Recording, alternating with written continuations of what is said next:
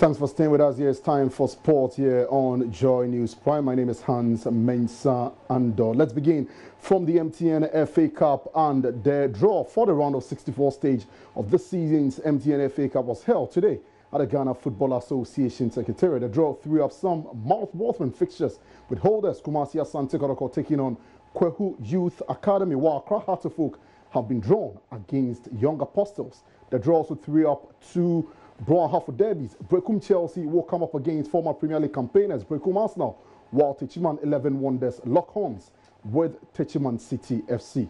Chairman of the MTN FA Cup Committee, Keto Kweku, is delighted with the parents.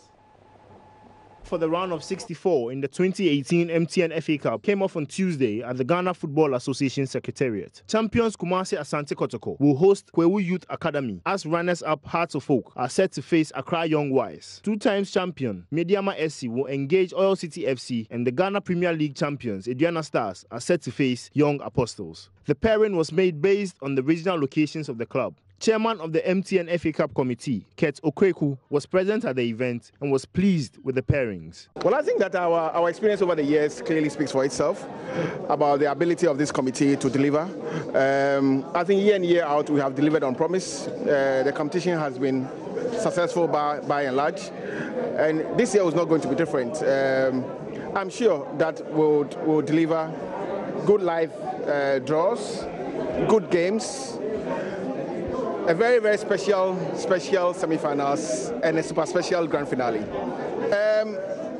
We are happy, and we are happy that we have 64 teams who have made it to this stage. We know that they have qualified by merit. We know that they have the competency to go further than the round of 64. We're looking forward to seeing some interesting games. So Bianyobia will be touring quite a number of centers to give away freebies. Mr. Bianyobia is a virgin. He's not married yet, so you'll be looking out for that special woman who will be dressed in a very good MTN FA Cup apparel.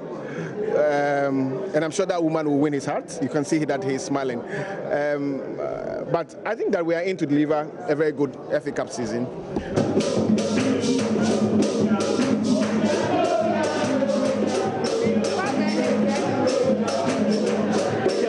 Federation Australia Chief Executive David Gallop defended the selection of Tim Cahill in Australia's preliminary World Cup 2018 squad on Tuesday after accusations the all-time leading goalscorer has been included for commercial reasons.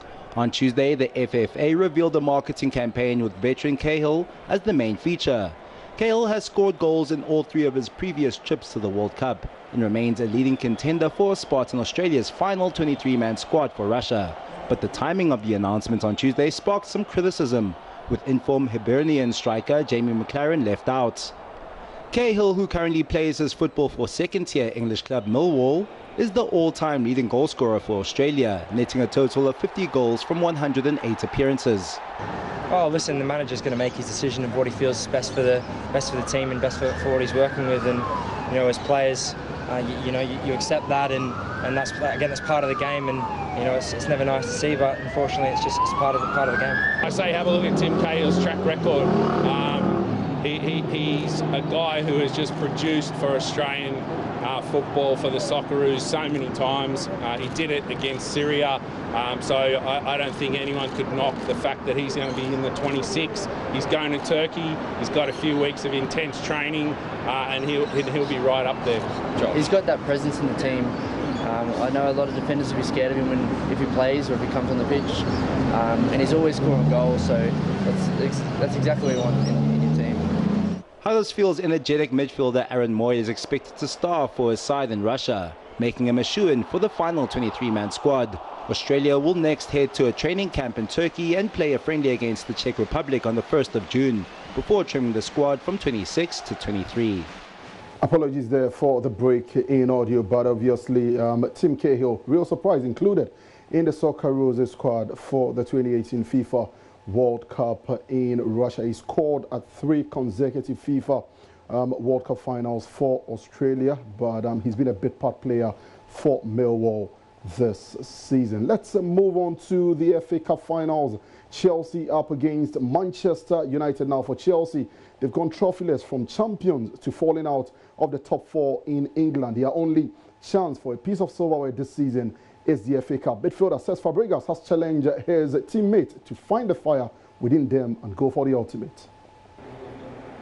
The last 2 years we've been working on the same things with Antonio, so we know exactly what we want to do because we repeat it every single day what he wants from us, so it should always be in our head. You have to feel it inside of you, the fire, the hunger that you want to show into the pitch, and this is something that not me, not the coach can bring. I mean, the fire, you have it or you don't have it, and we have to make sure that on Saturday everyone is on top of their game. In football, you win, you are the best. In football, you lose, they doubt you. This is as simple as that.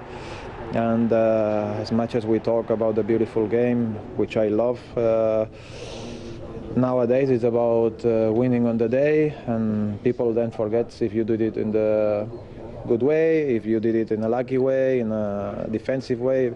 People forget about this, unfortunately. So, you know, you just have to play the way we've been playing. Chelsea have got it all to do this weekend in the FA Cup final against Manchester United. Let's move on to tennis, and Rafael Nadal enters Rome after his 21-match and 50-set winning streaks on clay were ended by Dominic Thiem in Madrid. The same man who beat him 12 months ago in the Italian capital. The loss to Thiem also confirmed that Nadal's reign as world #1 came to an end, with Roger Federer returning to the top spot of the ATP rankings. Nadal was keen to emphasize the importance of playing in the present as he discussed the beginning of his quest for a record 8th Internazionale BNL d'Italia title this week. The Masters 1000 season is currently in leg 5 over in Rome, and while the action has started, a number of the top-seeded stars will only be in action from the second round. Included in that is now world #2 Rafael Nadal, whose defeat to Dominic Thiem in the quarterfinals in Madrid saw him lose his status as world #1, ending his record run of 50 consecutive set wins on clay. It means the last 2 defeats on the dirt for the Spaniard have both come at the hands of the Austrian, who also got the better of him last year. At the very same event, both are looking to win this week. Nadal is a 7-time champion in Rome. Of course, Dominic is one of these players that is dangerous for everybody, and is one of the candidates to win all the matches that he's playing on this surface. But let's see. I am just worried about my things, and then what happened into the other players. I cannot control. No? The only thing that I can do is try to do the things the right way to be ready for it. The King of Clay is scheduled to meet Thiem in the quarterfinals. Meanwhile, world #4 Grigor Dimitrov is looking for only the second clay court title of his career and will meet Japan's Kei Nishikori in the second round. Juan Martín del Potro also opens his quest for a first Italian Open title on Tuesday. He's already tasted Masters 1000 glory this year, having lifted the season-opening Paribas Open at Indian Wells. I like to be in Rome once again. I like this tournament. I like to play here in front of all my Italy fans. And I think I can play even better than Madrid because I've been practicing in good form these couple of days, and I'm looking forward to go far. Marin Cilic, also a one-time Masters 1000 champion, is also in Rome, having been forced to withdraw from last week's Madrid Open with a back injury. Ryan Harrison will be his opponent in round 2. Away from tennis on a rather sad note, former Aston Villa and Bolton Wanderers defender J. Lloyd Samuel has died in a car crash. The Trinidad and Tobago Football Association have announced. Samuel's Range Rover reportedly collided with a lorry on his route back to his home near Warrington this morning after he had dropped his children at school. He's best known for a 9-year spell at Aston Villa, where he made 169 Premier League appearances, predominantly at left back. He also represented England at youth level before switching to Trinidad and Tobago at senior level, winning 2 senior international cups. Former Aston Villa and Bolton defender J. Lloyd Samuel has died following a car crash this morning in Cheshire. He was 37. Samuel made 240 Premier League appearances and played for England's under-21s before eventually winning senior caps with Trinidad and Tobago. Well, Aston Villa play at Villa Park tonight in their championship playoff. The club have said, "We are deeply saddened to hear of the death of our former player J. Lloyd Samuel at the age of just 37 in a car accident. Our players will wear black armbands as a mark of respect tonight, and our thoughts are with his family and friends at this very difficult time." England's national team also paid tribute. They said it were saddened by the news of J. Lloyd Samuel's death, aged just 37.